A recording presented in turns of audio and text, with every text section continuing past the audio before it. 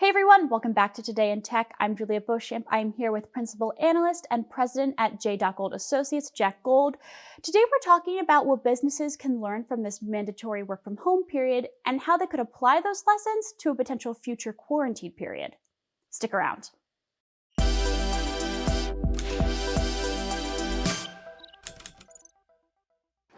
right, Jack, thank you so much for calling in.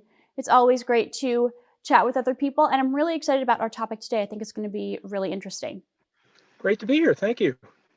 So, like I mentioned, we're going to be discussing what businesses can learn from this work from home period and how they can apply those lessons going forward, both in sort of now perhaps upwards of 10% of our workforce doesn't want to come back to the office, but also in the sense that it's possible that we could have another quarantine period if there's another outbreak of the coronavirus, potentially in the fall or into the next winter. Yeah, absolutely. Look, the real lesson to be learned from this is that we don't always know what our work environment's going to be like. In this case, it was the coronavirus, COVID-19, the pandemic. We could all have had a hurricane and lost power for a week. There's always something that's going to happen. And frankly, this is not the first time this has happened. We had, SARS, Ebola, lots of awful things that happened to people. But businesses have not always been really good at understanding what they need to do when a disaster strikes. How do you disperse your workforce? How do you get people to work from anywhere? How do you get people to be able to securely get information into and out of corporate systems? The mobile revolution of a few years ago, it's obviously continuing, but that kind of changed things in the sense that people got used to working anywhere, anytime, any location, any hour of the day or night. And they got used to using, on a personal level, collaboration tools, whether it was texting or Instagram or Skype or Twitter or whatever it happened to be, Facebook. And so those kinds of processes were in place. A lot of companies, however, didn't really get onto the social collaboration bandwagon early enough. And many of them are still not really in tune with what's going on in that world. Why that's important is because in the coming years, the majority of workers in many companies are going to be millennials. These are digital natives. These are folks that understand that I want to be working anywhere, anytime, whatever the device, whether it's 2 o'clock in the morning because I'm awake and, I want to get some work done, or I just got in an airplane. We're not doing that today, but we will again sometime, and be able to work from wherever we need to do. So companies need to learn the lesson of flexibility. They need to learn the lesson of user empowerment. And very importantly, they need to learn the lesson of the user experience. What I consider user experience is being able to get my job done on a system, on your systems, on the corporate systems, on IT systems, from anywhere, anytime, any location, any device, and do it effectively, do it efficiently. Not take 3 hours on a phone call with IT to figure out how I'm going to get connected, not be able to log into my, SAP, Salesforce, whatever account, because you don't have the remote capabilities enabled in your organization. That's unacceptable. And I think that's one of the key takeaways from this disaster that we're going through right now. Very troubling times, obviously, aside from the fact that people are getting sick, and that's a horrible thing.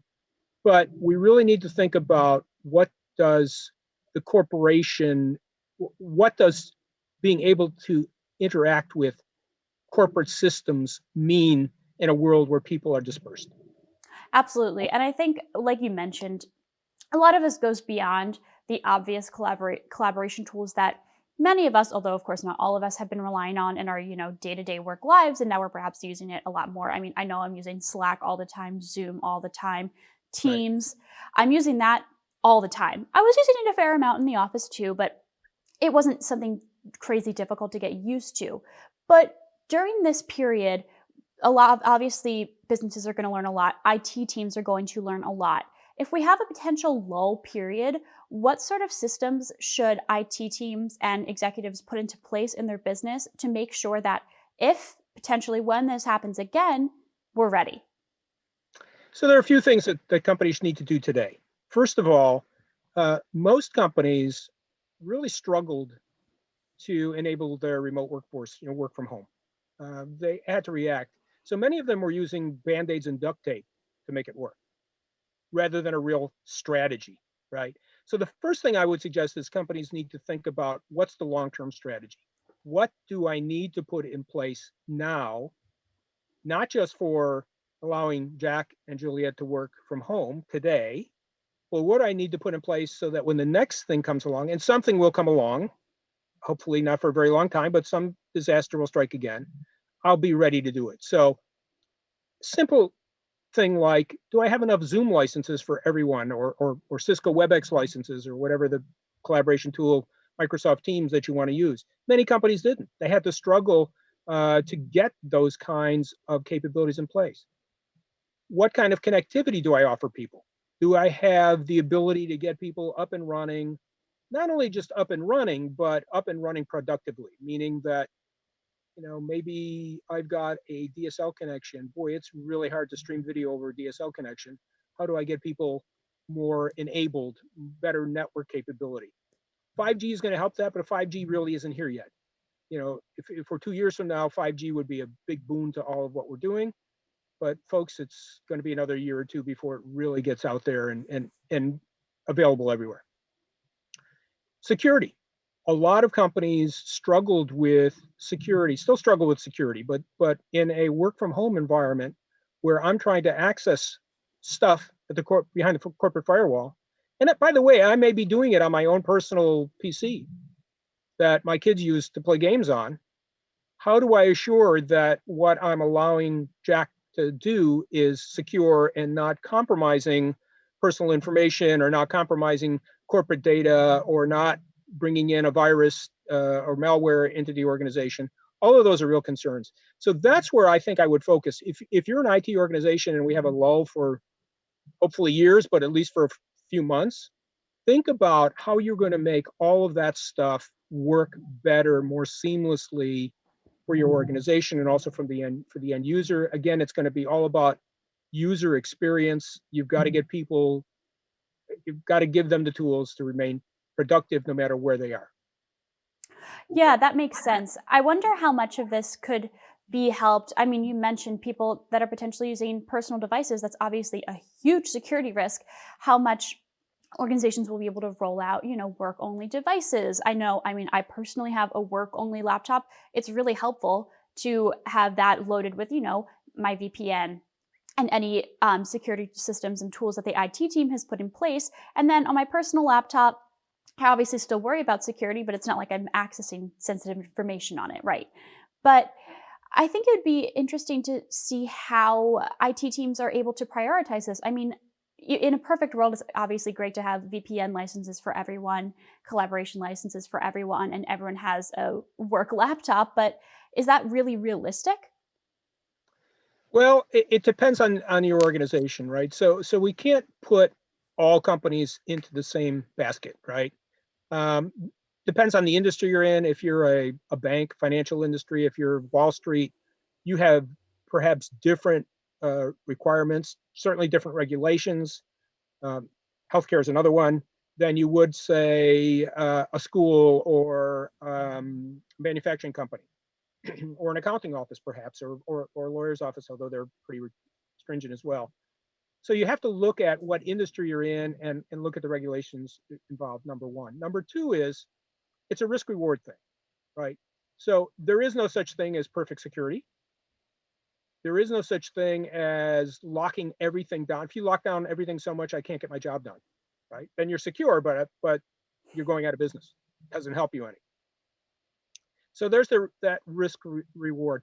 What I tell companies that I consult with is, look at the potential of having a data breach, because you're going to have one.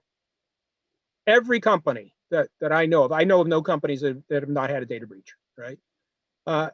But the question becomes, what kind of data gets breached and how quickly you can discover that data breach. The average data breach goes on for 4 to 6 months before a company actually knows that something's been breached. That's not unusual. In fact, in some companies, it can be up to a year. So you have to put those kind of programs in place as well to understand what kind of data is available to end users on a remote access environment. And some you want to lock down, and much of it you want to lock down from certain users. Only certain users with a certain profile can get into that data. As far as BYOD goes, and BYOD has been a major subject now for the last 3, 4, 5 years, right? Mostly around phones, but increasingly it was around PCs and laptops, and even desktop PCs as well. Most companies that are in highly regulated industries should provide their users with a corporate sponsored device, corporate purchase device, corporate lockdown device, and use it for corporate needs. In less regulated industries, for occasional use, I've seen this in education, for instance, they allow teachers to work from their own PC because they're not as fearful that you're going to give away information that is critical to the organization. You still need to have a VPN. Maybe you do something like Citrix or VMware VDI that only allows or doesn't allow any information on the device itself, only allows a view into the corporate server. That's another option. But you need to assess, again, risk versus reward. What's the cost? What's the availability? What does the user actually need to do? And frankly, what can you afford? Small businesses are very different than large enterprises. Many small businesses, even in financial industries or lawyers' offices or doctors, aren't going to be able to go out and afford to spend, I'm making up an example, $5 million with Cisco to lock down their network. Yeah, that's a great point. And you also make a great point, and I've actually discussed this before on our channel with CSO writer J.M. Porup. We discussed, when the choice is between going out of business or employing these security tools, the obvious choice is not even a choice, you have to stay in business. So striking that balance, I can imagine, will be difficult, but hopefully businesses have an idea of what they can and need to prioritize. And speaking of that, I think it's interesting, you mentioned this a bit at the beginning, as looking at this and the bounce back from the coronavirus for businesses as sort of a disaster recovery plan. It's a much, much different disaster than, a natural disaster, a hurricane, a tornado, an earthquake, but it's still very much a disaster, and there's going to need to be some sort of plan to recover from this. So how can businesses go about formatting that disaster recovery plan, and how is this going to be different than, like I said, a natural disaster? It's honestly, it's not all that different than a natural disaster. The difference here is, you're not losing a physical presence. A tornado is not coming through your building and knocking out your servers. You're not losing power. Most people still have power. So in that sense, it's a little bit different. But from a perspective of disaster recovery, what you want to do is assure that you can conduct your business, or at least most of your business. And so building a plan that says, no matter what happens, here's what I can provide. Okay, if power goes out, I can switch my server from Boston to Chicago. Or, I can be on Azure, Microsoft Azure, or Google Cloud, or AWS, Amazon AWS, and switch that way. That at least keeps my data online. So that's one aspect of it. The bigger aspect of it is, though, if my users can't get to me for a day, a week, a month, what do I need to do to assure that they can get their jobs done? That's the harder part. Look, I think there's another piece to this that people perhaps haven't been discussing quite enough, and that is that with all of these people working from home for so long, I mean, we're talking about weeks and potentially months, companies are going to figure out that, maybe I don't need as much real estate. Maybe I can let Jack and Juliet work from home at least a couple of times a week, or maybe even longer. My estimate is that about 35%, we're going to see about 35% more work at home than we saw before the pandemic. On a, I was going to say permanent basis, that might not be fair. People still want to go and meet with other people person to person, but now they'll do it irregularly rather than going to the office every day. That'll have a major impact. That'll have a major impact on the bandwidth that you need to provide to people. Real estate, we already talked about. Security, the devices that they employ. And you also want to make sure that people have a place to work. Most people don't have a problem with that. They'll find somewhere at home to do the work. But, if they've got 3 toddlers running around the house, or 4 dogs, or geese, or who knows what, making noise in the background, that's problematic. So those are the kinds of things from a disaster recovery perspective that people need to look at. You need to put together a plan that includes IT, obviously, and this is a strategic plan for the company, but also includes all of the line of businesses, because those are the folks who know what they need to get done. Security people, legal, HR, and whoever else. I don't know, support, help desk. Although that's part of IT, I suppose. But they all have to have a component of this disaster recovery plan.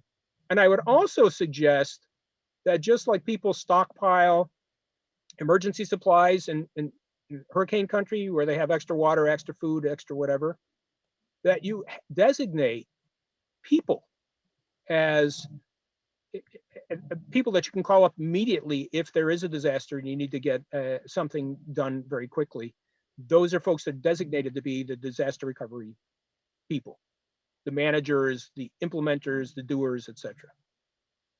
Yeah, it seems like we've outlined a pretty good example of what, a great successful plan would be, and what sort of company really stands to, when is perhaps too positive of a word, but merely survive this sort of pandemic. And I think it'd be interesting to look at, who can be successful and who will be less successful after this all hopefully ends soon. And I think not only just the types of companies, but also the types of tools. You made a great point about 5G. I know we talk about it all the time at our channel, about 5G and how, it's been hyped up for so long, but I have to imagine that this has really, really slowed 5G rollout. Beyond, it's not just flipping a switch. You need to make sure that there's people actually installing that physical infrastructure. Absolutely. And look, if you can't get people to come to work, they can't do installs. 5G installing towers is a little better because there are people outside. They're usually not working in teams of hundreds. They're sort of independent, but still, it's going to be it's a major impact. Will it slow 5G rollout for years? No, but it probably will cause a few months worth of delay in 5G. I don't think the impact will be major. I think that you'll see that the places, the locations that were kind of down the list of 5G that weren't going to be installed right away will probably kind of taper out a little longer than they would otherwise. The main cities will still get 5G right now, but it'll probably be somewhat of a delay. But I think the demand will still be there. As far as companies that will be successful, it's the companies that plan ahead, just like the rest of us. Think about this as a retirement plan. When you get to be 60 and you haven't saved anything, and that retirement looms, you're going to be eating dog and cat food because you've got nothing saved. Companies kind of need to make the same investment and say, look, this is an insurance policy. This is the way I'm going to survive in an era where, stuff happens. You just can't avoid it. And those are the kinds of companies I think that will, the forward-looking companies, the ones that survive. Now, I want to make one other point, and that is around SMB. A lot of smaller companies rely on third-party IT staff. Whether it's Geek Squad or your local IT group or whatever. For SMBs, what I suggest is that you make sure that those folks that support you, your IT support group, have a plan that helps you get through any looming disasters coming. Most small businesses don't have that right now, and I think that's absolutely critical that you need somebody that you can rely on in a disaster. And in fact, I could see that as a whole new aspect of these smaller service companies offering, disaster recovery to SMBs. Yeah, that's a great point.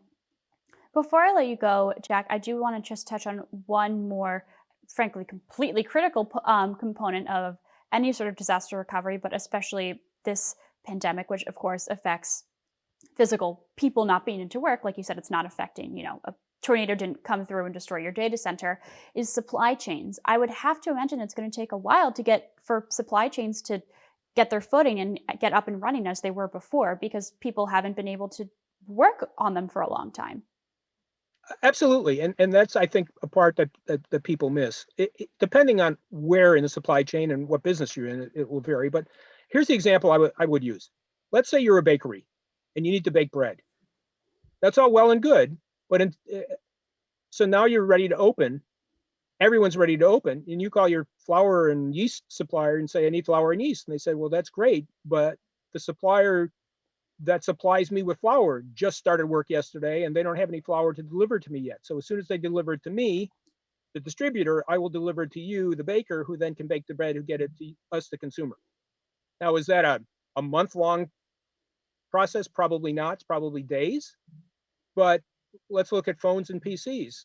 They haven't been affected as much because they're very automated. They're very automated processes. There's very few people in factories anymore, despite what people think. It's all robotics and stuff. Chips, Intel says they're at 90% capacity. They've been barely affected. So do the other guys. The phone makers were shut down for a while, but they're making phones again. So they're coming online. So it will very much depend on what industry you're in. But what if you're a car manufacturer and you're waiting for, I don't know, wheels or transmissions from a supplier? It's all going to take some time. So even when we start, this is not going to be an instant on switch. The supply chain is going to take the supply chain takes time to supply the chain. And it's going to take a little while for everyone to get what they need to get back in business. Right. So it seems like your plan shouldn't be just from, day one when it's okay to go back to work. It needs to be a lot more forward thinking than that. It needs to be considering, okay, I can be back in the office this day and I can expect in this amount of days or weeks that, like you said, my flour distributor is getting the flour from the farmers or from the mill. It really is, you can't just go based off of, the day that we all go back to work, which I think perhaps a lot of people have been focusing on. I mean, I know I'm looking forward to it.